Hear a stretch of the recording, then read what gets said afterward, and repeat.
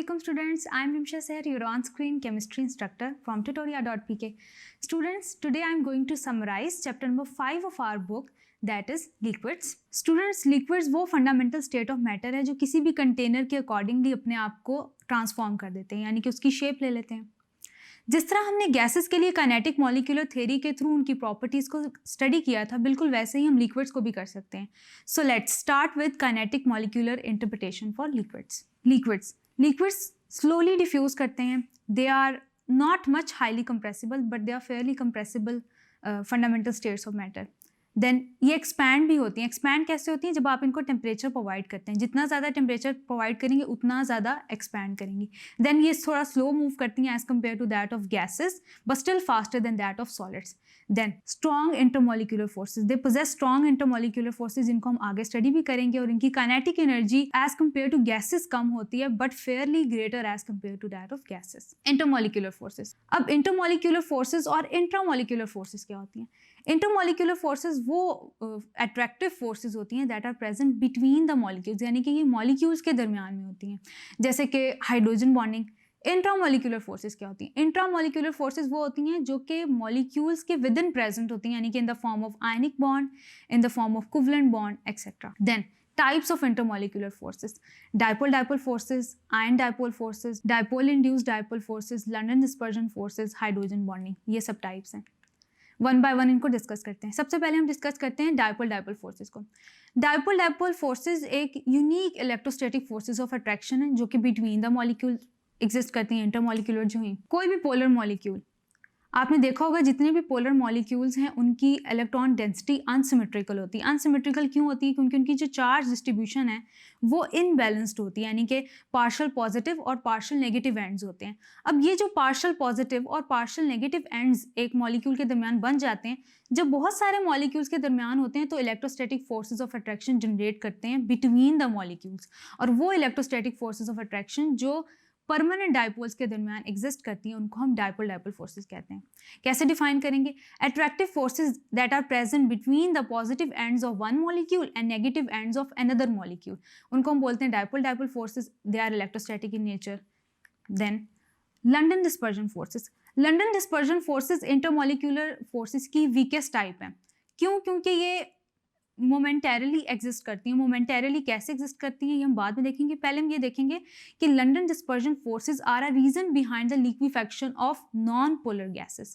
Non polar gases में example लेते हैं हम नोबल गैस जैसे हीलियम. अब होता ये है कि इंटरस्टेनस या मोमेंटरली कैसे अट्रैक्टिव फोर्सेज जनरेट होती हैं. हीलियम मॉलिक्यूल्स हैं काफ़ी सारे कंटेनर के अंदर. अब होता ये है कि एक दूसरे से कोलाइड करें with the walls of container. आपस में कोलिजन के दौरान ऐसे हो सकता है कि इलेक्ट्रॉन डेंसिटी हीलियम एटम्स की अनसिमेट्रिकल हो जाए.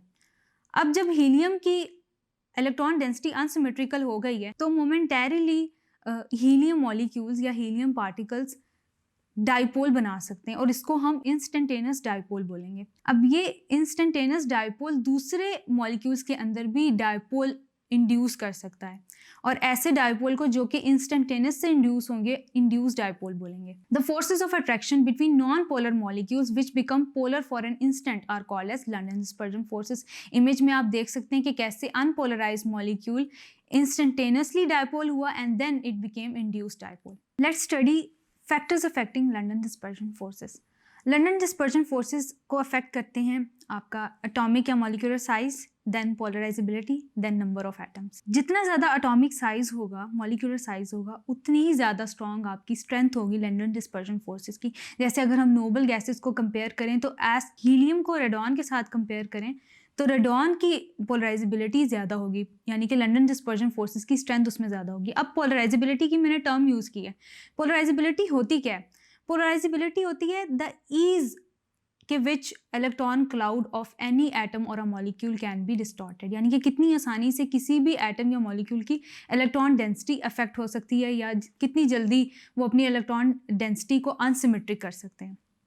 जितना बड़ा मॉलिक्यूल होगा उतनी ज़्यादा उसकी इलेक्ट्रॉन डेंसिटी होगी, उतनी ही ईजीली वो अपनी इलेक्ट्रॉन डेंसिटी को अनसिमेट्रिक कर सकेगा या उसको अफेक्ट कर सकेगा.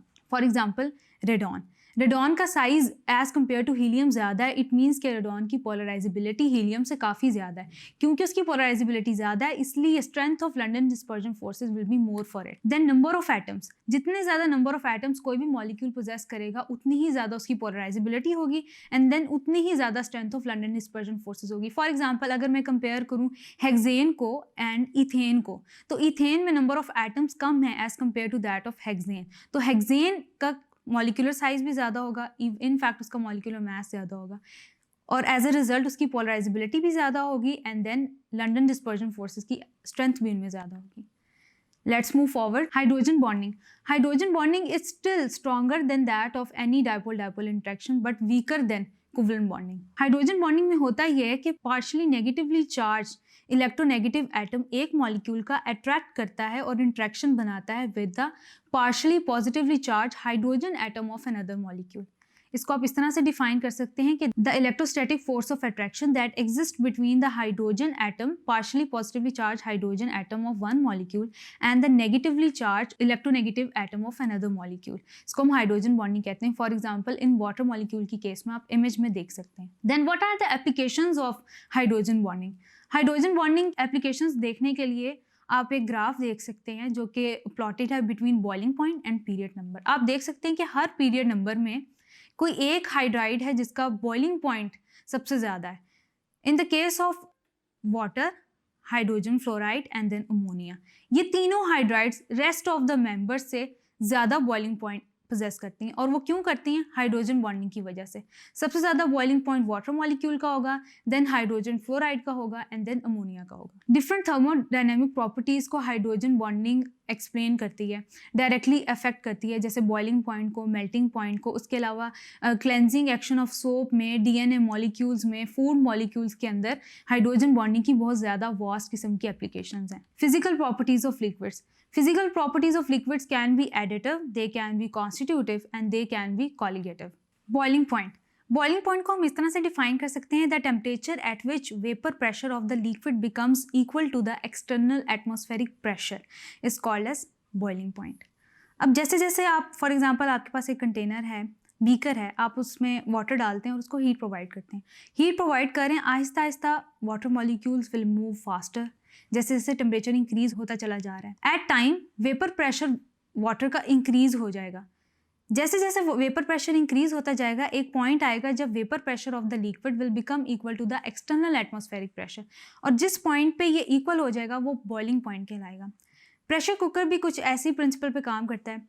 प्रेशर कुकर इस तरह से काम करता है कि आपका जो एयर पैसेज वे है वो ब्लॉक्ड होता है, यानी कि एक्सटर्नल प्रेशर कुकर में बहुत ज़्यादा हो जाता है, जिसकी वजह से वाटर का वेपर प्रेशर इंक्रीज हो जाता है, जिसकी वजह से कुकिंग जल्दी हो जाती है। Evaporation, the process at which the liquid molecules escape from the surface of the liquid, उसको हम इवेपोरेशन कहते हैं। इवेपोरेशन तकरीबन हर टेम्परेचर पे हो रही होती है, और जैसे जैसे टेम्परेचर ज़्यादा होना स्टार्ट होता है वैसे वैसे इवेपोरेशन भी ज़्यादा होती चली जाती है। Now factors affecting the rate of evaporation. Number 1, surface area, then intermolecular forces, then temperature. जितना ज़्यादा कोई भी लिक्विड सरफेस एरिया अटेन करता है उतने ही ज़्यादा उसकी रेट ऑफ इवेपोरेशन ज़्यादा होता है। देन जितनी ज़्यादा इंटरमॉलिक्यूलर फोर्सेस होंगी उतना ही इवेपोरेशन का रेट स्लो होगा। देन टेम्परेचर, जितना ज़्यादा टेम्परेचर इंक्रीज होता जाएगा रेट ऑफ इवेपोरेशन भी इंक्रीज होता चला जाएगा। Vapour pressure, the pressure which is exerted by the vapours of the liquid in equilibrium with the liquid at a given temperature is called as vapour pressure. अब होता ये कि for example आपके पास एक कंटेनर है जिसको आपने ऊपर से कवर किया हुआ है। अब होता ये कि उसमें इवेपोरेशन भी हो रही है और कंडेंसेशन भी हो रही है। स्टार्ट में रेट ऑफ इवेपोरेशन इंक्रीज होगा, जैसे जैसे रेट ऑफ इवेपोरेशन इंक्रीज होता चला जाएगा रेट ऑफ कंडेंसेशन भी इंक्रीज होता चला जाएगा। अब रेट ऑफ कंडेंसेशन और इवेपोरेशन जिस टाइम पे इक्वल हो जाएंगे, डायनामिक इक्विलिब्रियम पे आ जाएंगे, उस टाइम पे वो प्रेशर जो कि वेपर्स एक्सर्ट कर रहे हैं with the surface of the liquid उसको हम वेपर प्रेशर कहेंगे। Viscosity, viscosity is the liquid's resistance to flow, यानी कि इन सिंपल वर्ड्स में ये कह सकती हूँ कि कितने मुश्किल से एक लिक्विड फ्लो कर रहा है। For example in the case of honey and water easily flow कर जाएगा, हनी इजीली फ्लो नहीं करेगा। तो मैं ये कह सकती हूँ कि honey is viscous as compare to that of water is not viscous. There are some factors that affect viscosity, that is molecular shape and size, intermolecular forces and then temperature. जितना ज़्यादा molecular shape और size ज़्यादा होगा उतना ही ज़्यादा कोई भी substance viscous होगा, जितनी ज़्यादा उसके अंदर attractive forces होंगी उतना ज़्यादा कोई भी substance viscous होगा, जितना ज़्यादा temperature होगा उतनी ही कम विस्कोसिटी होगी. जैसे फॉर एग्जांपल अगर हम वाटर का टेम्परेचर इंक्रीज करते जाते हैं तो वाटर की विस्कोसिटी कम होती चली जाएगी. Then surface tension, the force acting in dynes at right angle on a unit length is called as surface tension. Surface tension को हम इस तरह से समझ सकते हैं कि जो मॉलिक्यूल्स सरफेस पे होते हैं, water molecules that are present at a surface, उनको एक counter balance force from the bulk भी अट्रैक्ट कर रही होती है, एक टेंजेंशियल फोर्स उनको एट द सरफेस भी अट्रैक्ट कर रही होती है. एज अ रिजल्ट क्या होता है कि वाटर मॉलिक्यूल्स एक फिल्म बना लेते हैं. अब वो जो वाटर मॉलिक्यूल्स की फिल्म बन जाती है, that is the consequence of surface tension. और जितनी ही ज़्यादा इंटरमॉलिक्यूलर फोर्सेस किसी भी लिक्विड में ज़्यादा होंगी उतनी ही ज़्यादा ये सरफेस टेंशन भी ज़्यादा होगी, यानी कि वो अट्रैक्टिव फोर्सेस भी ज़्यादा होंगी. जितना ज़्यादा टेम्परेचर होगा उतनी सरफेस टेंशन कम होगी. So students, let's discuss one of the anomalous behaviour of water. एक अनॉमलस बिहेवियर ऑफ वाटर ये है कि when ice melts there is a 9% decrease in volume.